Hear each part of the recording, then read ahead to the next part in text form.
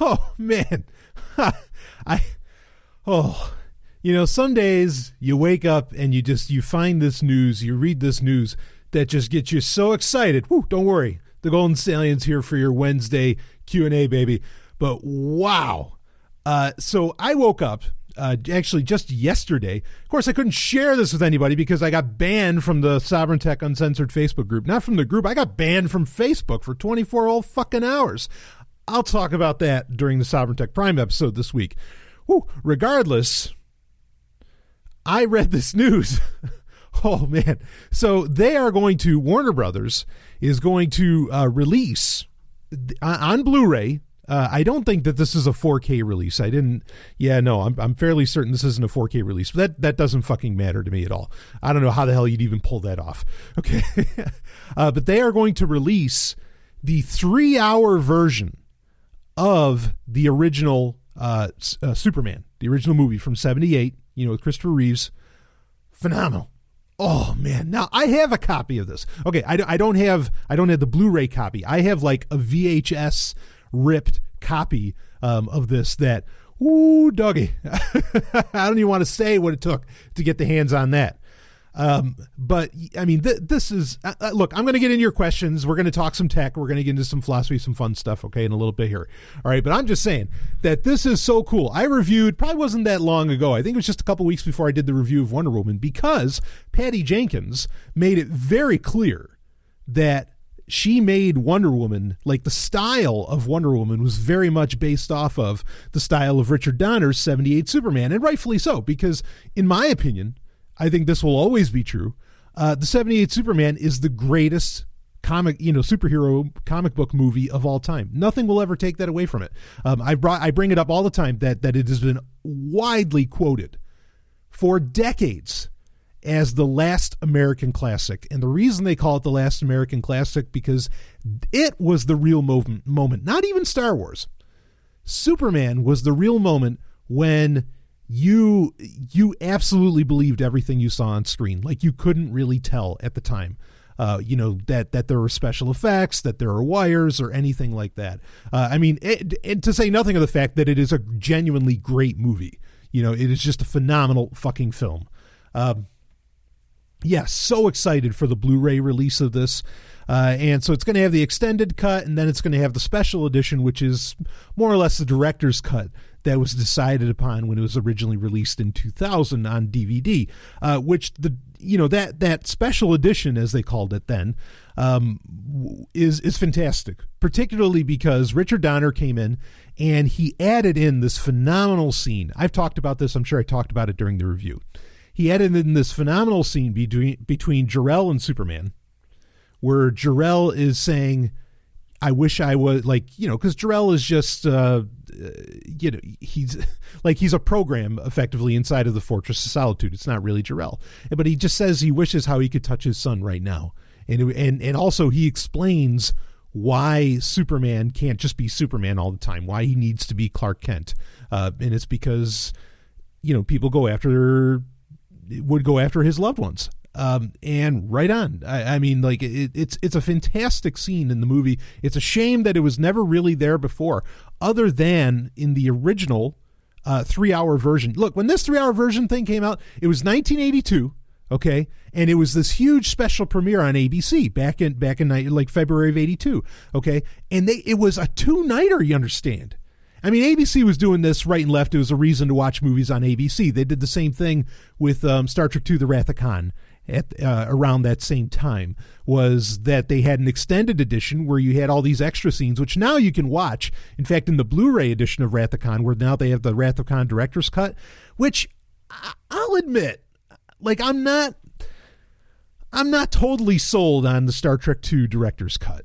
The director's cut for Star Trek the Motion Picture, I'm there. It's phenomenal. One of the best movies ever made.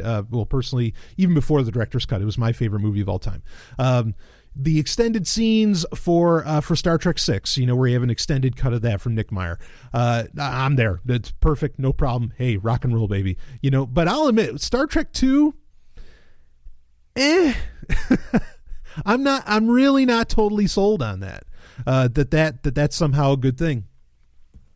for like some of the extra lines. So, you know what part of it is for me with Star Trek 2 is that in the director's cut, which again was originally aired on ABC way back when, like there's some extended sequences they have to do with Scotty's nephew, right? Some of the lines, the way that they're said are changed, like because some of the scenes are a little more extended. And so, Shatner gives a little bit of a different delivery. Now, the thing is that I've memorized these films to no end. And so when I say them, I'm used to saying them in, the original intonation that Shatner did. That has been the way that you could watch the film since theaters and every other way, up until recently when the director's cut was released, and, or if you saw it on ABC and maybe happen to have a VHS recording of it or something. So I think that fucks with my head, is that I'm just not hearing the movie the same way. And so it just doesn't work for me. But whatever. Anyway. But anyway, that used to be a thing that ABC did, but I mean, it was really unprecedented for it to be a 2-night event. They had to split the movie in half because it was this 3-hour film. Woo, baby. I mean, and it's cool because like there's a ton of extra scenes of Krypton, which I love the treatment of Krypton by Richard Donner in the 78 Superman. You get a lot of that. There's a whole bunch of stuff, and there's a lot more, John Williams score. There's some more action sequences. Some of the more like trippy sequences where Superman's learning I think, if I remember right, are a little extended. But boy, am I excited for this. I can't wait. And it's coming out this year. It's coming out 2017. Don't have an official release date, but 2017 is about as good as we got. So anyway, just spent a ton of time on that. I'm telling you, that movie, in fact, as soon as I read the news, I had to break out my copy and I had to rewatch. It's one of my favorite scenes in cinematic history where Superman kind of first comes on the scene in the movie, which is amazing that's almost halfway into the film, even when it's not a 3-hour version. That it's like halfway into the film and he saves, Lois from the helicopter crash. And, he just, oh man. Well, you want to talk about a fucking hashtag Man Crush Monday? Christopher Reeves, like when she asks him, who are you? After he just saved her, he says, a friend. That's all he says, a friend. And like, I still get goosebumps and chills. That is so hot. That is so good, in a million ways. Oh, I shouldn't say so good. Sorry. Anyway. All right. So, let's get into this week's questions. Of course, one of the questions I actually turned into an entire episode that I released earlier this week. That entire episode was all about how I lived out of a truck for quite some time. And I explained how you can do it too. It was a question. Again, it was a question. It was asked by a patron. They wanted me to talk about it, so I talked about it. But anyway, let's get into this week's questions. And, I want to open it up because I think it's been 2 or 3 weeks maybe since we've really had a full-on tech question. But I got a really good tech question here. In fact, this one's pretty deep. But then, well, it's a bit of a deep dive. But then we'll get into, we've got some fun ones to get into after that. So, all right, here it is. Brian, what are your thoughts on Ubuntu's switch from X11 to Wayland? I'll read the whole question, okay? Then I'll describe a little bit about all that. I really like Wayland, and it fixes for many of X's security issues. For example, all running applications being able to see each other's keyboard input. As a longtime Debian and Ubuntu user, I am a bit concerned with this switch happening only on the upstream Ubuntu side. Unlike Ubuntu's many changes, Unity and closed source driver inclusion, for example, the switch to Wayland will break compatibility with any package compiled for X and require a separate build of Qt and GTK. There is an X emulator for unpatched apps, but this introduces performance issues and limits hardware acceleration. Until now, Ubuntu has been a fairly faithful Debian fork, albeit with older packages and odd release schedule and reckless delay in security patches, unproven stable releases, and proprietary code. Woo! Of course, that's all meaning Ubuntu. Do you think that this will be the point that Ubuntu really goes in its own direction? If so, do you think that the benefits of Wayland make Ubuntu a better choice for a desktop daily driver? I have been spoiled by the bleeding edge packages from Debian Unstable that take months to get picked up by Ubuntu. But at the same time, Wayland seems like a really big advantage. I feel like this change combined with adoption of snaps as a preferred package system means that the days of near seamless Debian Ubuntu interchangeability are numbered. I appreciate your thoughts on this big move from Ubuntu. So, woo boy. So, all right, let's break this down a bit. Now, to understand X11 and Wayland, those are two separate things. What these are effectively the code frameworks to allow for a graphic user interface. Okay, so your GUI, what you see, your desktop, all right, is, based upon some kind of framework. In the case of Linux, it has been for a very long time, it has been X11. Now, I don't personally have an issue with X11 to get into that. So pretty much the decision goes here with Ubuntu as far as why they're going with Wayland instead of X11, which the rest of, the Linux community and distros pretty much use. Ubuntu has really been going through a very, very major restructuring. Now, we've talked about this a little bit on Sovereign Tech. Like they've I think they've more or less dropped their IoT division. They've totally dropped their mobile division, that's for sure. They are really concentrating back on the desktop, which I think is only a good thing. Thing is that to concentrate on the desktop so well, I think they're trying to speed up things as much as they can while still sort of allowing for the visual appeal that Unity was offering. Now, I hated Unity. Okay, so all right, so we know that actually next month in October, right? I think that's when the first release will come out, where Ubuntu is going to they're going to go back to the GNOME shell out of the gate. GNOME, which is that's a GUI that you can choose from, like XFC or LXD, or KDE, whatever. I liked Ubuntu when it was just GNOME and GNOME alone. Like that's how it should have been. Unity, I got it. It made sense when netbooks were a thing, and I know netbooks are kind of coming back. But look, it just never took off, and it does nothing but kill system resources. It's really, really bad, and there's just no call for that. There's really no call for that. But part of the problem why I think Unity might have been so slow was the fact that you had X11 underneath, because X11 does not handle like what you would call 3D desktop very well at all, as to where Wayland does. Okay, now I kind of disagree that this is going to end up breaking a ton of packages, because what it will break for Ubuntu, and some people might see this as a good thing, right? What it's going to break for Ubuntu is that all those proprietary, video card drivers, right, graphics card drivers, they're going to be broken. None of them are going to work with Wayland. They can't. Okay, as to where with X11, there is a degree of extensibility, and you're able to do that. This is So that's all right. Hold on, let me finish the sentence. So that's going to be a problem. Okay, but a lot of the open source drivers have already been developing with Wayland, effectively in the back end.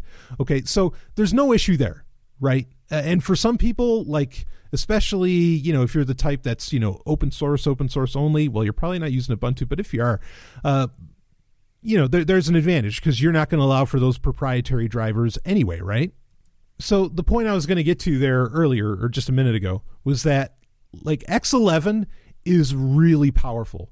It's really, really powerful. Okay. And it's amazing just how much it can handle, as to where Wayland admittedly is a bit more limited in that it doesn't have such a broad brush of functionality. Okay.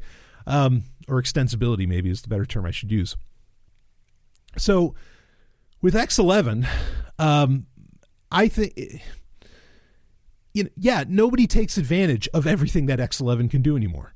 Like I think that's just a fact, so going to Wayland, I don't think it hurts that much. I mean, other than the proprietary driver problem, and Ubuntu said they're going to keep in, there's going to be like an emulation layer, for like a backwards compatibility layer for X, to run anything that requires X still. So it's not like they're necessarily leaving it in the dust, but I get it. I think that they're going to be able to do some of the more interesting things that they want to do, when they do bring this over to Wayland, and they do finally do the complete switch over to GNOME. I mean, they were going to go to Mir too. They dropped that. Personally, I see it as only really a good thing. And Ubuntu is not the only game out there, like where you need to worry about this. As far as, do I see this as, wow, Ubuntu's finally going in its own direction? Yeah, I could kind of see that. But then I think that's what Ubuntu has in mind business-wise anyways, because now they really want to concentrate on desktop, and I think they have the opportunity for this too. I think this is an interesting opportunity for Ubuntu. Okay. Squeeze every bit of power you can out of a desktop GUI. Okay. Because, okay. I wonder, a part of me wonders, again, because X11 is doing so much that it just doesn't need to do, okay? A part of me wonders that, okay, so Wayland is to help speed things up graphically, all right, on your 3D desktop or whatever. But what happens, and when I say 3D, I don't necessarily mean like, holograms popping out everywhere, and I don't mean VR or anything like that. That's the way you describe, kind of the modern graphic interface, in technical terms. But I think that this might be a push to function, perhaps, in virtual reality. I don't know. Maybe there's some kind of Trojan horse. I don't mean that in security, in an InfoSec term. But maybe, or how about this? Maybe Ubuntu is scheming something a lot bigger than what they're talking about. And that's why they're going with such a, really a base GUI like GNOME anyway. There's interesting things going on. But just looking at face value, Ubuntu is looking to become just a really great desktop again. Good. Concentrate on that. There's an opening for that because fucking Apple's leaving, Mac OS in the dust. Windows 10, and we're going to talk about this a little bit in the upcoming Sovereign Tech Prime episode. Now we're finding out about an Andromeda OS from Microsoft. And like I've been saying for some time now, Windows 10 isn't even really the operating system anymore. The operating system is effectively Cortana, which is really Andromeda, which we'll talk about that, like I said, in Sovereign Tech Prime. But really, I think Microsoft is looking to make the move to where everything they do is holographic. Everything they do is literally on HoloLens. Like HoloLens becomes the Microsoft computer. Okay. Everything else is kind of a legacy thing. So there's the opportunity for Ubuntu to sweep in and say, hey, you know how you like to get business done on a desktop the good old-fashioned way? We're the best there is at this. And it's a smart business move. And if switching over to Wayland, and I can see, I get the arguments. I've heard the arguments over, why switch from Wayland away, why switch away from X11? Well, again, it's efficiency. It's absolute efficiency. And I think there's going to end up being a lot more advantages too. So anyway, I don't mind this. Could this mean that Ubuntu's going to really hard fork, like away from Debian, and it's finally, Debian, and it's, oh, you don't want to know the embarrassing times I've done that. But when Debian, that they're getting away from Debian, and that it's not, why even call it a Debian, fork anymore or anything like that. I think that's happening. I think that's going to happen a lot harder because even though they're not revealing it, like I said, I think they have a lot of schemes and a lot of plans. So Ubuntu's going to shift away from that. Does that mean Ubuntu's not worthwhile using anymore because it doesn't have that rock solid, Debian code base?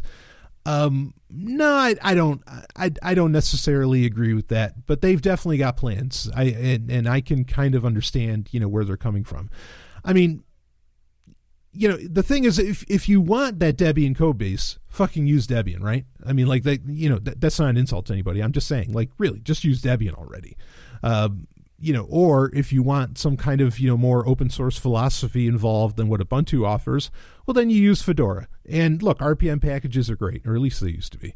But, there's options in the Linux world, which I love that. That is free as in freedom, baby, because there's lots and lots of options. So anyway, So I hope that answers that to your satisfaction. I mean that, you could really get into a deep real technical deep dive on that, but I don't really see a problem with it. I think it makes sense. And honestly, if there were a, much like, for an analogy, not that proof by analogy is proof, but for an analogy, if we end up with something like where you had Sony versus You had Sony versus Nintendo, right? As far as the video game console, like during the, what would that be, the fifth and sixth generation? Okay. During that era of the console war, when that was happening, you had Microsoft come in. And even though the Xbox, not a whole lot of people think too much about the the original, the OG Xbox as it's called. And some people just called it the Halo box because they think that that's all people did was play Halo on it, which isn't true. I had one. I played a shit ton of games on it. But anyway, when you can have kind of like this dark horse, this third kind of figure come in, or in that case, it was a console. In this case, it would be a desktop environment, or an OS. I know you're saying Linux is already the third. No. I mean something that like hits, just hits with the consumer, with the average consumer. If Ubuntu wants to become that, by all means, go for it. I mean, there's really, I think they're in a great position to do that. And if they work closer with like Valve, I think they could be in a really, really interesting position to make that happen, because SteamOS isn't really going anywhere. I mean, I can't even, in fact, that's something I should look up. I'm curious what like the install rates are and the usage rates for SteamOS. Are, because where did that go? That was the operating system that Valve, of course, the company that runs the largest gaming platform in the world, that being Steam, they made their own operating system because they were worried that Windows 10 was going to play nice. That ended up not being true. But, and so maybe they backpedaled and their hardware sales have not done well at all. That much I know.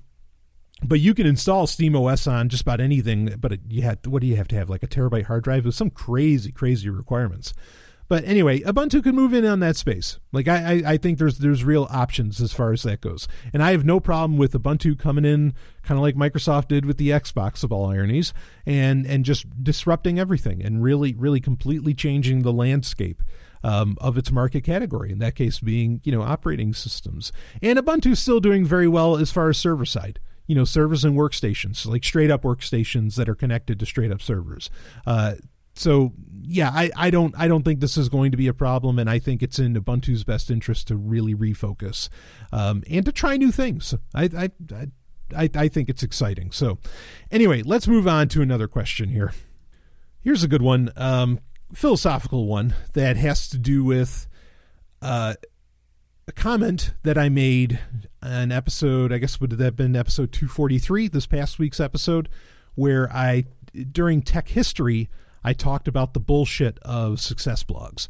And I read a blog, of all ironies, where the guy was saying that they are bullshit, and he said that reading books about Stoic philosophy are not going to make you successful. And I paused when he said that, and I was just like, whoo, yeah, baby. I mean, because it's like finally somebody else was saying it. Because I'm a hedonist, and that's the argument, is that the argument is actually, I think there's like three schools there, there's Stoics, hedonists, and cynics. Okay. But generally the arguments come down to between Stoics and hedonists. And it's been an argument that's been going on even before the Greeks, really, before those terms existed. It's an argument that's been going on for thousands of years. Of course, if you go to my YouTube channel, first off, I actually, because by popular demand, I made a cutout, version of that, what I talked about in episode 243 during Tech History about the success blogs and about happiness and all that. I turned that into a 12-minute YouTube video that you can experience if you want. But also I have on my YouTube channel, I have what was originally Patreon content from almost a year ago now, I guess, which was me talking about hedonism and egoism, which has been that is a very popular video. That video is almost 10,000 views. So if you want to listen to that, you can. And, in that I describe sort of what hedonism means to me and kind of its history and all that. So I'm a hedonist. And so my problem with Stoic philosophy, now it's not just like Army versus Navy or something like that, right? It's here. Now, I guess what I should have asked the person is, so describe for me what things you find useful in Stoic philosophy. Now, here's a point that a lot of people miss, particularly when they never research hedonism. Okay. And what I mean by hedonism, I mean ethical hedonism. Okay. I don't mean hedonism as in I mean, there's nothing wrong with this, but I don't mean it as in, drink all day and, do all the drugs, stooping all the time and all. And believe me, I have no problem with doing any of that. But I'm just saying that that's not what I mean. What I mean is an actual philosophical framework and structure, okay, called, hedonism. All right. That is ancient. That is, and it's not just Epicurus either. There's plenty of others that have subscribed to it and have built upon it, even though, as you would hear me describe if you listen to that video, I describe how, look, a lot of the great hedonist works, Aristippus and all this, I mean, they've been burned. They've been long gone, because I think that hedonism has stood in the way. Every single era, every single epoch of humanity has stood in the way of other humans controlling other humans, because it just doesn't allow for it. It says, no, you don't get to get in the way of my happiness, you son of a bitch. So so here's the thing, is that a lot of the great things that I hear people bring up with Stoicism are shared with hedonism. If you read, there's a lot of things that get talked about, say, in, one of the most well-known, at least by people that really do study Stoic philosophy, one of the most well-known books, and a book that I read and I find largely actually to be very enjoyable, is the Enchiridion, the Manual for Living by Epictetus. Okay, who was one could see Epictetus as sort of the antithesis of Epicurus. Okay, he was to what Epicurus is to hedonism. Epictetus was to the Stoics. And I mean, a lot of Christian philosophers loved Epictetus. They'd quote him often. In fact, a lot of the Ante-Nicene fathers, a lot of the Nicene fathers, in church history would quote Epictetus quite a bit. Now, I'm not making the correlation that, well, just because the Christians like Stoicism, that somehow Stoicism is bad. That's a false correlation. I'm not saying there isn't some points of truth that you can glean out of that. Okay, but I wouldn't make that a statement across the board. So, for example, in the Enchiridion, okay, which is again a very famous Stoic work, Epictetus talks about, and it's like a series of 33 some odd rules. It's just a bunch of different rules, and then some of them can be very helpful. He talks about how, being offended. Okay, it's not, someone didn't really offend you. You just felt offended based upon what they said. It's breaking down all, part of Stoicism is breaking down the externalities, is what is really being done to you and what's not. Somebody saying something out of offense is not the same as somebody breaking your arm. These are very different things, and you took offense to it based upon your experiences and what you are. It's not that what that person, the person whoever made the statement, was actually the offender. The real offense comes from inside you. Okay. So that, sure, I agree. I mean, getting rid of what's actually intrinsic as compared to what's external, that's a huge part of hedonism. So there's a lot of these different parts that are shared. Another one that Epictetus talks about in the Enchiridion is, ascribe a certain character to yourself and be that character. Even when you're in secret, wherever you are, even when you're alone, you are that character. Decide who you are and all this. And that is because it's an ascription, because it's, Epictetus saying, apply this to yourself, not because it's who you are. All right. I think that it very much, it stands to sort of the ultimate hedonist question, which is, what do you want? And, that's part of that. So, there's nothing wrong with that. There's lots of these little things within Stoicism that hedonism has no issue with. And I think that some of the things that people find useful, some of those little things like that I think they find useful, are, again, they don't only belong to Stoicism. They are part of a lot of other philosophies, or certainly they're a part of hedonism. So it's important to know, what parts of Stoicism does one consider helpful? I should have asked that question. Again, the parts that I find to be dangerous are the notions that, like that you have to think about the future, that, there's a lot of these other kind of crazy ideas, leaving the world better as you found it. I mean, that aren't necessarily from Epictetus either, that are from a lot of other Stoic works. I don't know. Yeah, I've read some of these books that describe, about Stoicism, but I don't feel like that they're doing an accurate portrayal of Stoicism, and they're not doing deep dives into Stoicism, because then you run into real problems. But look, if you find something useful in Stoicism, by all means, use it. I find useful things in all kinds of different ideas and ideologies, and I run with them, even though I wouldn't apply, I wouldn't call myself ever, like, say, a Stoic, or I wouldn't call myself a Buddhist, or I wouldn't call myself anything like that, because I'm not. But yeah, there's some very helpful things within all of that. So I hope that makes sense. But yeah, again, the useful parts of Stoicism generally I find to be just as useful, or they're a part of hedonism as well, or they're a part of other things.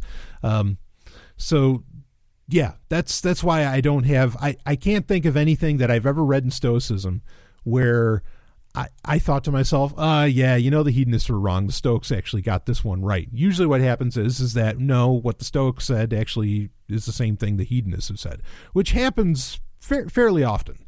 And for good reason, because, or at least in my opinion, it's for good reason. Because again, hedonism is, in my opinion, no, I don't think it's just opinion, but in my opinion, it's human nature.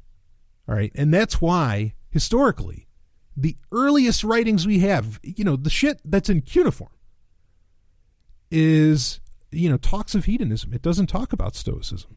It's because it's just, it's basic human nature. So anyway, that's my, I hope that kind of answered it. You can expand upon it more. And if you want to, like, message me, because some of these questions come from Twitter, you can DM me on Twitter if you want to be able to write more than 140 characters. And I'll get to it. Here's actually a fun question. What influences your music creative process when creating ambient music? So actually, if you heard, or if you're following me on various social media, or if you get the Sovereign Tech newsletter, in issue 6, there I shared what I put up on YouTube to stream, which was an unreleased track from my Audio of the Ancients series of albums, which I'm still working on, which, I've already released a couple, and I have more coming. But there was a track, just a music track. Usually Audio of the Ancients is where I do dramatic readings of ancient texts. We're talking Epic of Gilgamesh, Book of Enoch, things like this. Okay. Or like the Dream Stele of Tutmos IV. And I do it to music to make it interesting. Okay. And there's a reason that I choose these, because, well, maybe I think there's some important history to be gleaned there. So, Audio of the Ancients is there so that you can get a total picture of what I may be talking about within, like, an episode of Sovereign Tech, or even within the fictional Sovereign universe or something. That could be relative, to what's going on there, or that have to do with the video games, which are really part of the Sovereign universe now. I let that cat out of the bag when at the end of the most recent storyline, that the Hyperchronius is in it. So obviously the video games are tied in. But anyway, so I make this ambient music. First off, I make ambient music. I use FL Studio. I do that. It's because as far as music goes, I'm not saying making music is easy. I'm saying as far as making music goes, it's easy, right? Like it's easier than most other styles of music. Like I've said before, I played violin, but I'm not like that kind of a musician as much as I'd love to be.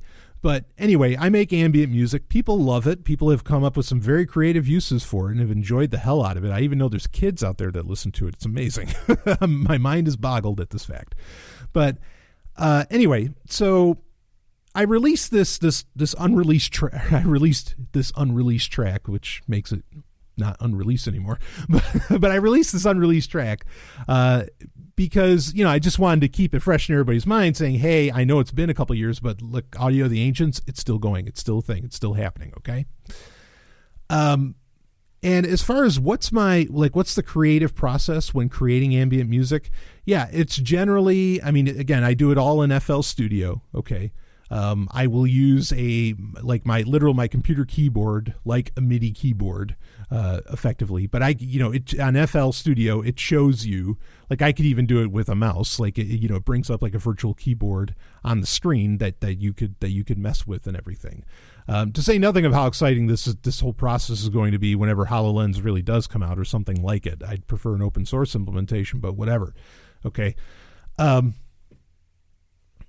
So, I mean, that's what the process looks like, and just plugging stuff. I'd have to explain like how FL Studio exactly works, to do that. There's tutorials on YouTube about how you can go about it.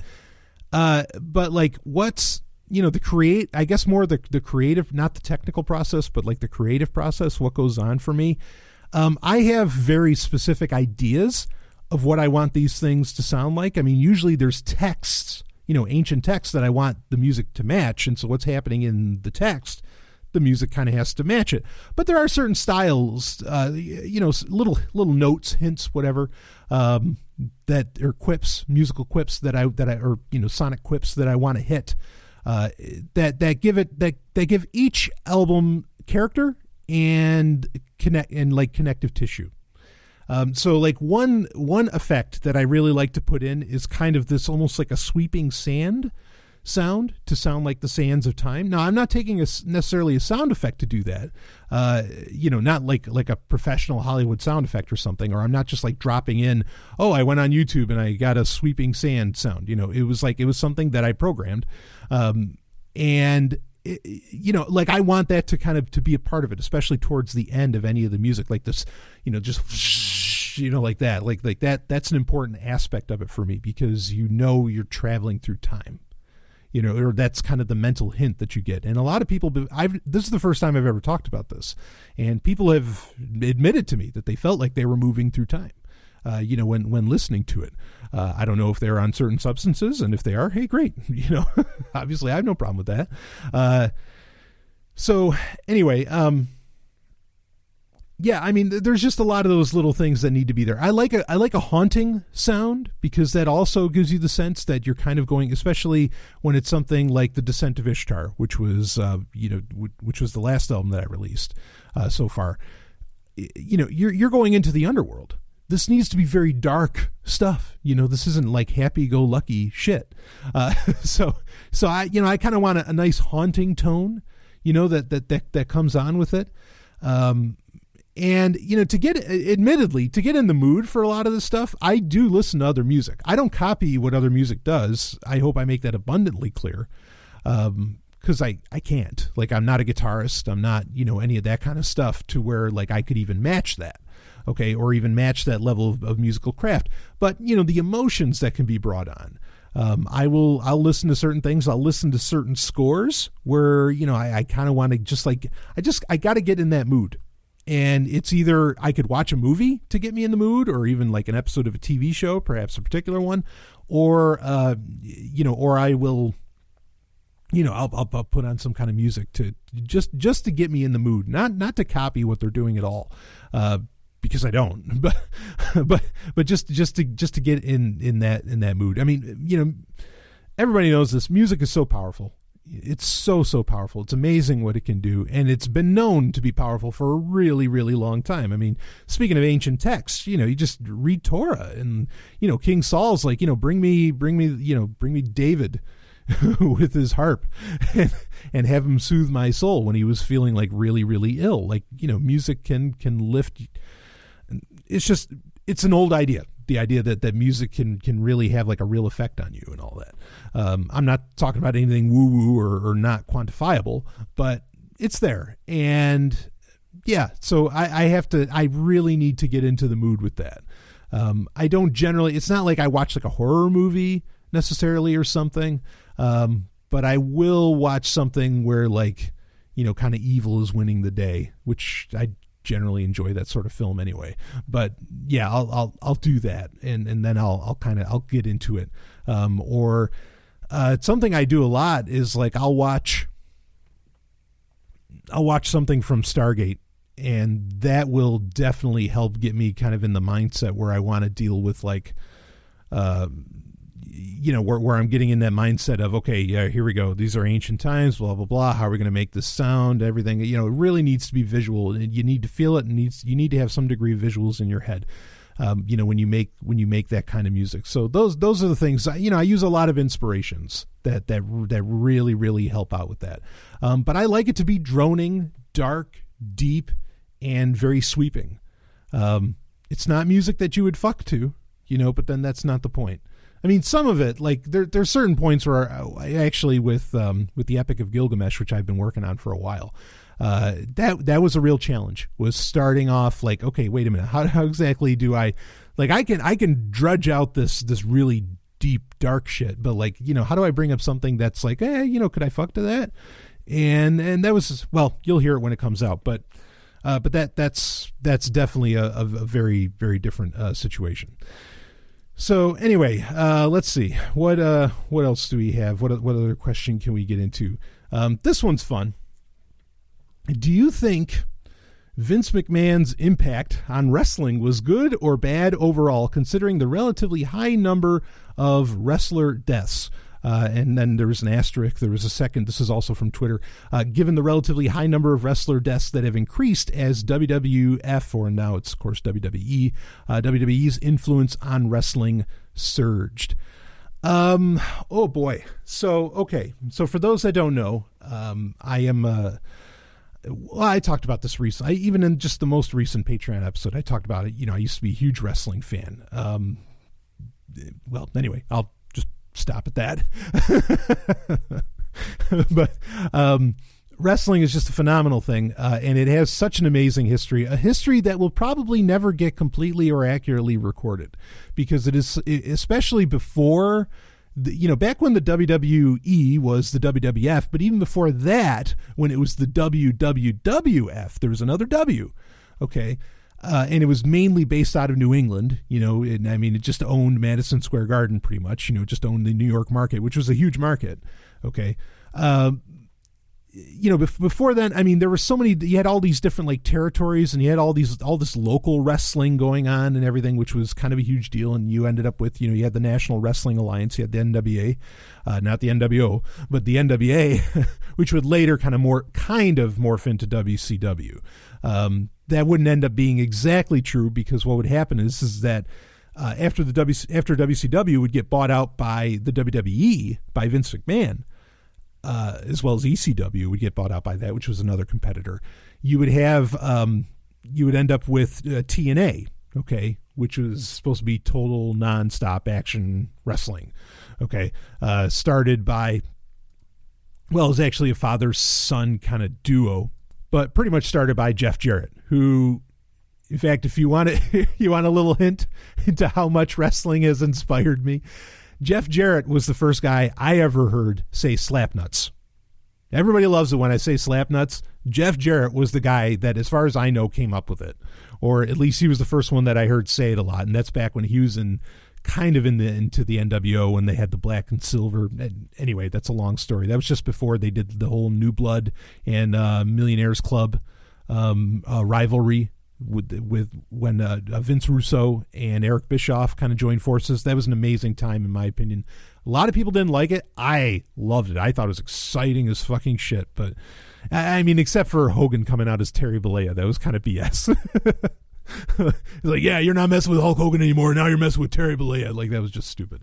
But I mean, more or less, it was stupid. Anyway, so okay. So there's a lot of history, is my point. So anyway, when TNA came around, they originally used the NWA title, the classic NWA title. Now, they did this to, bring on some degree of historicity, to make it seem like, oh no, this is an old tradition. We're bringing back real wrestling, blah, blah, blah. Of course, TNA, that wouldn't exactly happen. Not to say that TNA didn't have its great run at certain points. They certainly had their moments. When they were just before, probably around when they finally got Bobby Lashley, and that didn't really end up taking off anyway. But there was a little while where, like back when Ric Flair was in it, and when Bischoff had moved in, there were some dumb moves made. But when you had Jay Lethal, who of course is now he's with ROH, he's with Ring of Honor. But back when Jay Lethal and Ric Flair were doing their woo-offs and everything, I mean that there was some great wrestling going on at that point. Like that wrestling was almost better than what the WWF the WWE was putting on. So anyway. So yeah, the history of wrestling is just so varied and wide. I mean that I don't think we're ever going to really know all the stories, but the stories must be phenomenal. I mean, they have to absolutely be phenomenal. So to answer the question, Vince McMahon's impact on wrestling, good or bad overall, considering again the relatively high number of wrestling deaths after the fact. So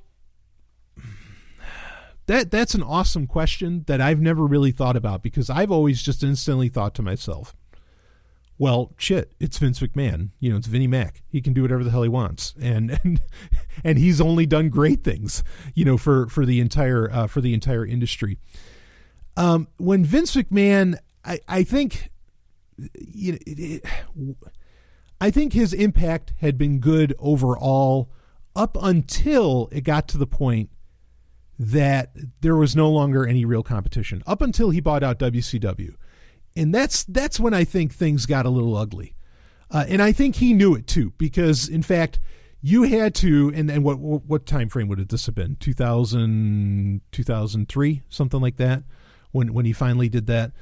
Or was it 2001 when he finally bought it out? Maybe it was 2001. Regardless. When I used to be a much better wrestling historian than I am now. I mean, like, I was a really good one. But, I mean, how I treat tech and history and all this different stuff. Oh, man, my knowledge of wrestling history, used to be fucking insane. Still pretty good. But anyway, when he bought out WCW and, of course, ECW, I think that lack of competition, that kind of almost lack of choice and options that you had as far as what wrestling to watch, and that the average viewer, the average wrestling fan, only had one place to go now. You watched WWE and that was it. I think when that happened, that's when things went bad. And things are still kind of bad because of it. I mean, there's still tremendous productions going on. WWE wrestling is still an amazing thing to watch. Okay, I'm not arguing against any of that. A live show is just some of the most phenomenal stuff you could ever attend. It'll change your life. But when there was real competition, and I don't just mean in the 90s. I mean, in the 90s, things heated up too. But I'm saying, like, even in the 80s, when you had the Four Horsemen, and then you had Hulk Hogan pretty much, up north, because he had, the NWA, WCW down south, and then up north you had these were like the two last great territories sort of left, especially after the AWA dropped out of the picture. Okay, so up north you had very interesting things going on, kind of very kid friendly stuff, and then down south, the wrestling down south with Ric Flair, the Four Horsemen, all those Midnight Express, all the Legion of Doom, even though they would eventually or was it Road Warriors? And yeah, sorry. And then they would end up going up to, up north. They would end up going to the WWE, or was the WWF at the time. It was nice because you were able to have, like, you could split the audience a bit. Like, all right, well, WWF or WWE we can appeal to the kids, we can appeal to the younger crowd, superhero crowd, and all that. But then down south, we're Ric Flair and Sting and all those, Magnum TA, Terry Funk originally, and all that we're playing. Then, we could play to the adults down here. We can make this shit real, And that was nice because you had those two sectors, those two market segments, I guess you could say, that were split, and you could appeal one to the other. And when, that would also, in the 90s, that would start to happen as well. Because what happened is that adult model of wrestling, the more adult oriented model of wrestling, the WCW, when they injected the NWO and they were buying out wrestlers with exclusive contracts and everything from the WWE at the time, they were getting Macho Man, they were getting Lex Luger, they were getting Hogan, all these huge names. When they were doing that, and the NWO came in, I mean, and then of course they got Scott Hall and Kevin Nash. I mean, things started going through the roof, for WCW. And so then Vince McMahon had to double down and say, okay, we can't appeal to the kids anymore. And that's when Vince McMahon on Raw gave his very famous speech where he said, we're not going to insult your intelligence. This is sports entertainment. Wrestling is not real. And we move on. Okay. And that's when, Vince McMahon starts doing, Monday Night Raw gets crazy where you have what is effectively an LGBTQ character in Goldust, which is, Dustin Runnels, Dusty Rhodes' son. He comes into the picture. Then you start getting, of course, the greatest, next to the Horsemen, probably the greatest group of, or stable, as they would call it, or faction. You get D-Generation X, which ends up taking over the world and doing some wild shit where they, were on camera going after WCW, like going to WCW events and fucking with people at WCW. Now, if Eric Bischoff, who was running WCW at the time, this is the 90s, if he was smart, he would have let that happen. It would have been the most amazing thing, and you could have had this wild, it would have been Marvel versus DC. It just would have been the most insane thing, and both companies would have done so much fucking money if they just did that. But that's the area where, surprisingly, Bischoff made the bad call. As to where McMahon, like usually you would expect him to be like, no, you're not messing with my company. You're not coming in here. You're not doing anything of that. But McMahon was actually open to it, which was, that's kind of out of character as far as I know for him at the time anyway. And, that was an interesting move. That could have been really cool. But the bottom line is that there was such intense competition going on between the two. It didn't get to go all the way where it turns into cooperation. Like we said, where DX could have really been on WCW's cameras, that would have been nuts. That's when it would have done money. Like any wrestling fan knows that would have been fucking huge. That would have just been crazy if that happened. Okay, and that just proves the point that cooperation is but real individual cooperation, not where you own everything, but where like two industries cooperate with each other, is always a superior form to do business. It just is. Okay, at the end of the day, once you get to the top of it, you got to go into cooperation mode. Otherwise, you both kind of falter or one of you dies. In this case, WCW did, and then Vince McMahon bought him out. So, so I think McMahon's impact overall his legacy. The good that he did in the 80s, I don't think you can ever overshadow that. But what he's done later on, because now, what he's done, if I were to judge him in the last 10 years, I would be very, very harsh, and I would say he's done way more harm, but not necessarily because of wrestler deaths, even though the level of competition, the level of showmanship and sportsmanship and everything that you had to put on is so extreme now. But that was going to happen, Vince McMahon or not. Like that would have happened in WCW. If you ever watch like New Japan Wrestling, or if you ever watch like a lot of the Lucha Libre stuff, from Mexico and everything, this shit's like crazy. And I love me some New Japan Wrestling, make no mistake. Okay, but it's way more intense, the stuff that they're doing. So it's not even just all the athleticism that is like, say, killing off these wrestlers. It's not just the steroids. Part of it, I think, is that you get into such a limelight when you're in the WWE, particularly, that when you fall out of it because you can't keep up that pace, or you get written out, or whatever happens, you go into fits of depression. Somewhat understandably, and you end up going away. So what I would say that Vince McMahon has done that's bad for the industry is he's had to do this very odd faux sexiness and adultness with the WWE in the past 10 years. Like with John Cena as the champ and all that, like it's turned into a kid show. He's done a lot of brilliant stuff too. The WWE universe is fucking brilliant.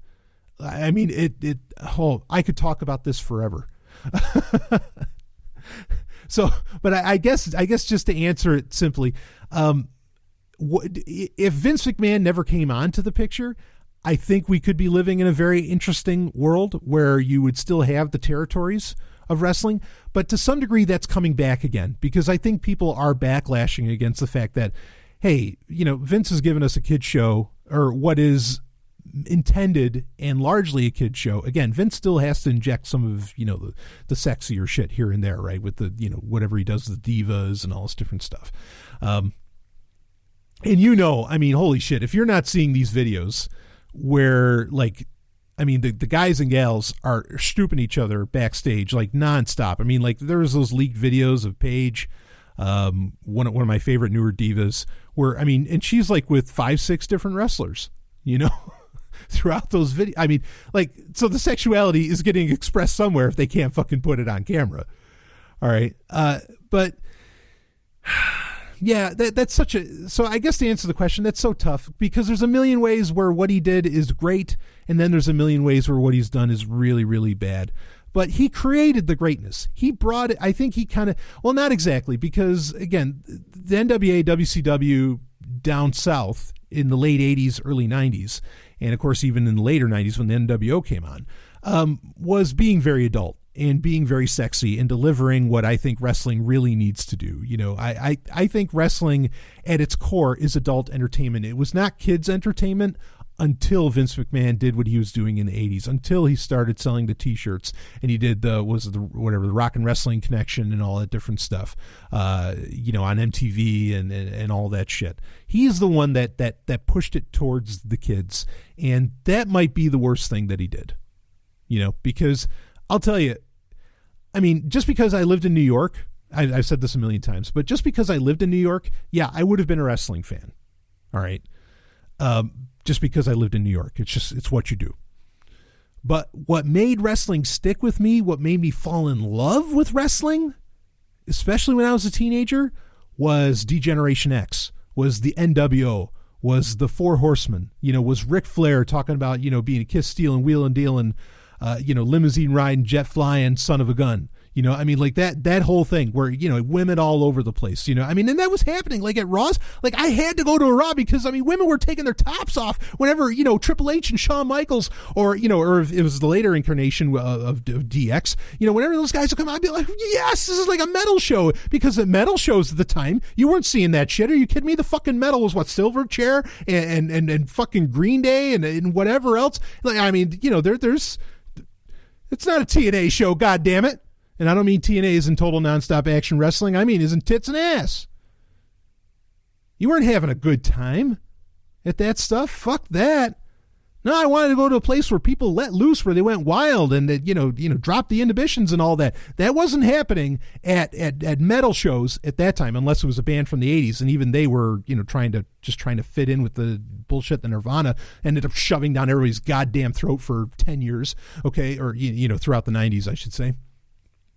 No, you went to you went to the wrestling show, and that's where the good times are being had, baby. That's where the party was. Oh, man. But Vince McMahon, at the same time, I mean, he didn't create that, but he took it to the next level. He took the strength that he had on television, the fact that he could, I mean, at the time, the USA Network, which was airing Raw at the time, this is well before it went to Spike or TNN, whatever that was. Bonnie Hammer was running the show. Now, Bonnie Hammer is she is absolutely the bane of my existence. Okay. She runs so many things into the ground. She makes it a lot of money, but then it just ends up losing anything that made it special. For example, she pretty much killed the Sci-Fi Channel. She's the reason that it's Syfy and that it's not the Sci-Fi Channel anymore. Fuck her. Okay. But Vince McMahon, I mean, Bonnie Hammer, her way, it's her way or the highway. And she pretty much runs NBC now. Okay. I mean, I've been tracking her career for almost 20 years. But Vince McMahon, to his credit, is the one guy who could say for a long time to Bonnie Hammer, no, you need to do things my way. And that's why he could get away with everything he was doing on Raw. Eventually got to the point where even Bonnie Hammer couldn't handle, the adultness, the extreme, the rawness, no pun intended, of what Vince McMahon was putting on the air, and that's when he ended up going to Spike, or TNN at the time. The Nashville Network, right? Let's watch some Grand Ole Opry. So he was able to take it to that level, but only Vince McMahon can do that, or could have done that at that time. Bischoff wasn't even going to those levels. And they ran into a lot of troubles with some of the stuff that they wanted to do with the NWO. They had to kind of keep pulling back. There's like I said, there's so much history. There's so many stories to tell. There's so many egos. There's so many organizations involved in the matter. Like it's almost impossible to talk about this with any kind of brevity at all. But anyway, that was a really, really fun question to ask me. So, all right, I am going to take I think I got a little bit more time here. I'm just going to take a little bit more time, and I will, I'll get into, let's break down one more question. Maybe we can do, one more that's a little philosophical. I know that people love that. But actually this question's kind of about me, and I'm just going to truncate it for time since we're already at the hour mark. Okay. What does Satan mean to me? So the person was pretty much asking, hey, you're constantly saying hashtag Hail Satan. You use the devil emoticon all the time, or emoji. Not going to review the Emoji Movie, motherfuckers. You're saying hashtag Hail Devil Vagina Magic. You're sharing pictures of Satan. You're doing your Facebook profile says Satan loves you on the profile or on the timeline pic and all this. I mean, there's a whole list here of stuff. What's the deal? Are you really a Satanist? Okay, no. I mean, well, Satanists aren't even really Satanists, right? I mean, I've talked about this before. Satanists are just hedonists. If you're talking about like LaVeyan Satanism, okay, they're not supernaturalists at all. Like they don't believe in the supernatural or anything along those lines. Okay, it's pretty much just hedonism. So in that sense, in a way, yeah, I'm a hedonist. In fact, I've been told by quite a few people that, wow, you look just like Anton LaVey. I'm like, well, okay, I guess, I'll take this as a compliment. Sure. But no, I don't believe there's actually a Satan. Okay. To make this abundantly clear. I use the term Satan in the same way that I use the term black magic, in the same way that I use a lot of other terms, is the way that these terms actually came, in my opinion, not just my opinion, but I think there's a lot of historical background to back this up, a lot of data to back this up, is that like terms like black magic, Satanism, a lot of these other things, witchcraft, whatever, were terms used for anything that stood outside of the control of whatever oligarchy, aristocracy, or ecclesiastical, monarchy or something, controlling body, that was around at the time. Like witchcraft, and look, you can look into this. A lot of people that are just into witchcraft, these were just people that they wanted to, dead serious, express their sexuality. Maybe they're into drugs or something. I can't really speak to that. There's not a whole lot of data on that. But they were people that just wanted to express like their sexuality and more of what was going on for them. They were hedonists. Okay, people that practice black magic. Black magic was just a term that the church used for science. That's all that is. So many of these pejorative terms, witchcraft, black magic, Satan, Satanism, blah, blah, blah, they're all pejorative terms created, and they're kind of spiritual constructs, okay? Verbal spiritual constructs created to, no pun intended, yeah, funny term to use, to demonize, okay, to just be a pejorative and just insult and attack anything that stood against the power of the day. And yeah, I mean, science, well, we saw what happened during the Enlightenment. During the Enlightenment, the original Enlightenment figures, you go down the list, Newton, the whole slew of them, okay, Thomas Knight, whatever. Go down all, the Renaissance figures, your Enlightenment figures, whatever. Look, I'm an atheist. I am happy to admit this. The Enlightenment figures, that the people that brought on science as we know it today, okay, in relatively recent history, as in like the last 500 years, they are... They were people, they were Christians, or they were people that, they were religious, whatever, okay? And they engaged in the scientific method, whether they labeled it that at that point or not. Francis Bacon would be the one that would do the kind of the official labeling and everything, okay? But they engaged in that process, in the method, to prove their faith. But what happened? They found out that their faith was bullshit. Okay, yeah, absolutely. You're right. All these guys, all these great scientists that we talk about all the time, they were Christians. There's even scientists today that blah, blah, blah, blah, whatever. But all the foundations of science was all based on Christianity. Yeah, absolutely. But then you never want to talk about the rest of the story. And that is later on in their lives and their diaries and whatever else, or, maybe you want to, well, I'll talk about Newton in a second. Okay. But in their diaries and everything, they denounced God or just became deists and said, yeah, it's a blind watchmaker. It's an absentee landlord. They never want to tell you about that because that unravels their fucking argument against science. So, Satan, I mean, well, okay, let me talk about Newton for a second. Newton, you want to claim he's a Christian? Let's talk about his Christianity sometime. This guy was fucking insane. He was fucking brilliant. He was fucking insane. No Christian would, like, if Isaac Newton walked into a Christian church today, they'd kick him out in a heartbeat because of, whoa, what are you talking about? I mean, it was almost as bad as, like, when Origen of Alexandria, way back 3rd century, is castrating himself. I mean, like, this crazy fucking shit. You understand? So, for me, when I use Hail Satan, I use satanic imagery, demonic imagery, and all this different stuff. Yeah, there's a certain sexiness that comes with it from the rebelliousness against the faiths, and I use plural, the faiths of my youth, and standing up against what were really very controlling, very, what I consider very negative influences on my life. I have Christians that are listening to this right now, and you consider it a very positive influence on your life. Fine. I'm not going to tell you what to do. I'm really not going to tell you what to do. Okay. In fact, I like it when Christians are a little more fundamentalist because then I know where I can quote your book too. I can talk with you. We can actually have a conversation where if it's some kind of just like ethereal, oh yeah, I believe in Jesus, but yeah, I don't know what that all means. But how could you get mad at me for what I believe? You have no idea why you even believe what you believe in. But anyway, so the only reason I mean, it's just, yeah, it's all very tongue in cheek.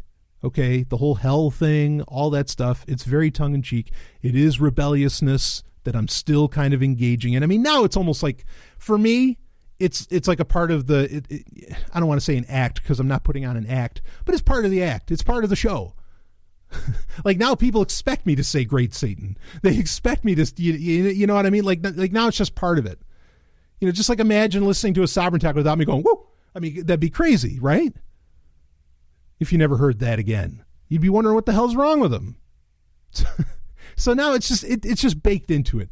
And I mean, to some degree, yeah, there's a degree of marketing involved. It's a fact, but no, I don't really believe in Satan. Okay. I am a totally pro-science, atheist, no supernaturalism whatsoever kind of guy.